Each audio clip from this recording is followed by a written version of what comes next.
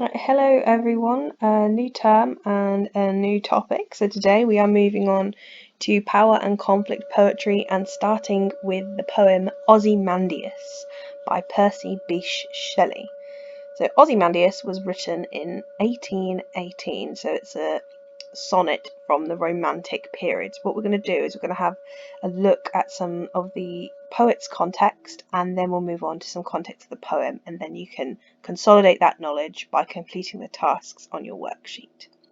Okay, so that's just a little drawing of a visualization of the poem Ozymandias, and you'll see how that's relevant when I come to read the poem later on in the lesson.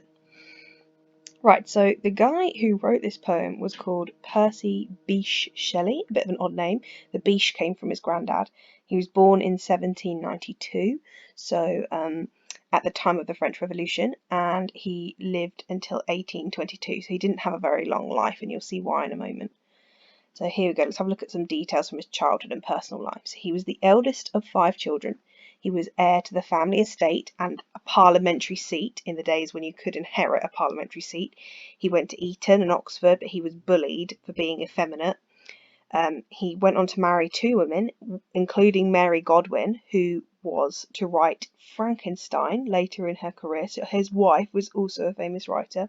But Shelley had affairs with many women, and he believed in free love. That was one of the things that he strongly believed in. Shelley had 2 children who died in early childhood, which is very sad. And he himself died by drowning in Italy, aged 29, when his ship capsized. So his life was tragically cut short at the age of 29 when his boat capsized and he drowned. Okay, so we'll have a look now at some of his beliefs, because he was quite an interesting guy. He was ahead of his time in many ways. So Shelley was an atheist. That means he didn't believe in God, and for someone who lived at the beginning of the 19th century, that was a pretty radical belief. He even wrote a pamphlet on why atheism was the right belief at university, which meant that he got expelled from Oxford, which was quite embarrassing for his family, I believe. He was a vegetarian at a time when that wasn't a popular dietary choice. He was a believer in free love, as we've already talked about. He didn't think that marriage should confine you to only being with one person. And crucially, he disliked monarchy, so he really didn't like the idea that a country should have a king or a queen. He also hated the idea of empire and authority of any kind, so his beliefs were inspired by the French Revolution, which was happening at the time when he was born and growing up. Because in France they decided to get rid of their monarchy and their aristocracy, and they chopped all their heads off. So his beliefs were inspired by that, and that's his key belief there, a dislike of monarchy and authority, and that becomes really important when we look at the contents of Ozymandias and the subject of Ozymandias. Right, so in his writing, it's another key aspect of the context about him. In his writing, he was a prolific writer as a child and a teenager. That means that he wrote a lot and he produced a lot of work. So before he became a successful poet, he also wrote some trashy gothic fiction. I don't know. I'm not sure what the titles of his gothic fiction works were, but they weren't very successful. He wrote an epic poem called Queen Mab about a fairy queen, which became very influential in the movement to get the vote for normal people, which is quite exciting. And most importantly for this section of the context is that Shelley was a romantic poet. So he was part of this movement of writers and artists in the early 18th century. We'll just move over to look at Romanticism in a bit more detail.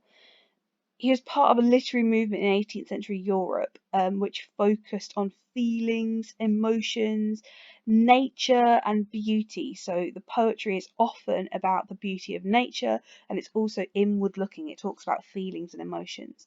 And the Romantic movement itself rejected the Industrial Revolution. So it saw going on around it in many countries was building of factories, and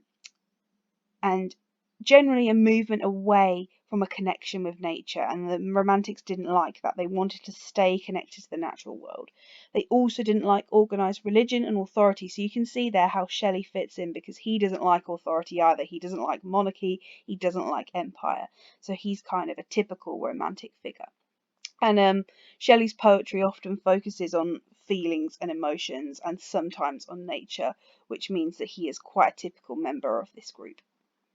Okay, so that is a summary of his kind of personal context as a writer.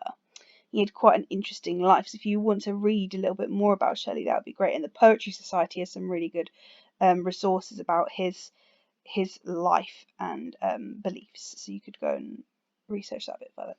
But we will move on and take a look at the context for the poem Ozymandias. So Shelley wrote Ozymandias in 1818. I don't think I've written that on there, so I'll just write that down. 1818, so that's early 19th century. So Ozymandias is one of the most famous sonnets in the English language. The sonnet is the form that this poem takes, and we'll look at that in a bit more detail in a second.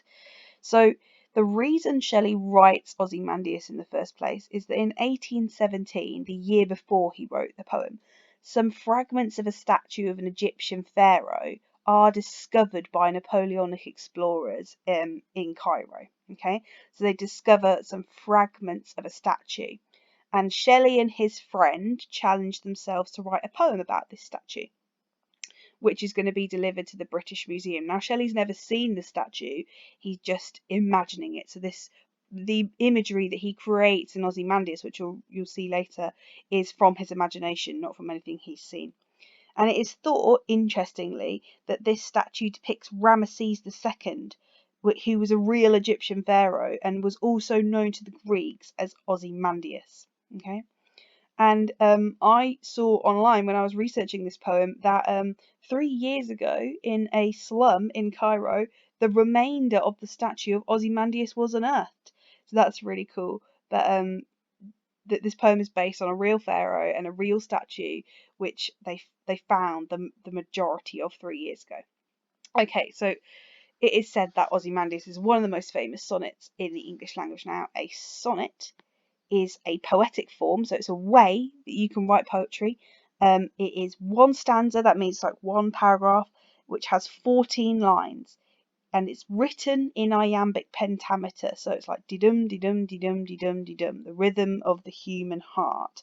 They are often about love, but obviously Ozymandias isn't about love, as you'll come to see in a second, but they often are about love. So that is what a sonnet is, and that is the form that Shelley chose to write his poem about Ozymandias. So we'll have a think about that and analyse why he might have picked that form later on in the week. Okay, so we've had a look at both the context of the poem and Shelley's personal life. So what we're going to do now is we'll just have a quick read of the poem. We're just going to read it through once, and then you can go and have a go at the tasks on the worksheet. Okay.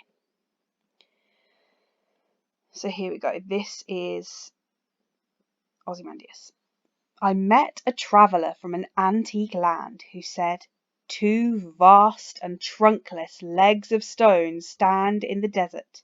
Near them, on the sand, half sunk, a shattered visage lies, whose frown and wrinkled lip, and sneer of cold command, tell that its sculptor well those passions read which yet survive, stamped on these lifeless things. The hand that mocked them and the heart that fed, and on the pedestal these words appear: My name is Ozymandias, King of Kings. Look on my works, ye mighty, and despair. Nothing beside remains. Round the decay of that colossal wreck, boundless and bare, the lone and level sands stretch far away."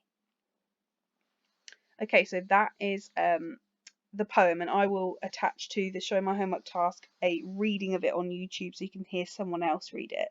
But as you can see, the main image in this poem is the statue, the vast trunkless legs, so the kind of severed legs, and the head lying in the sand. So if we flick back to that image up here, either this one or the one that I drew, you can see that that is the main visual image from the poem.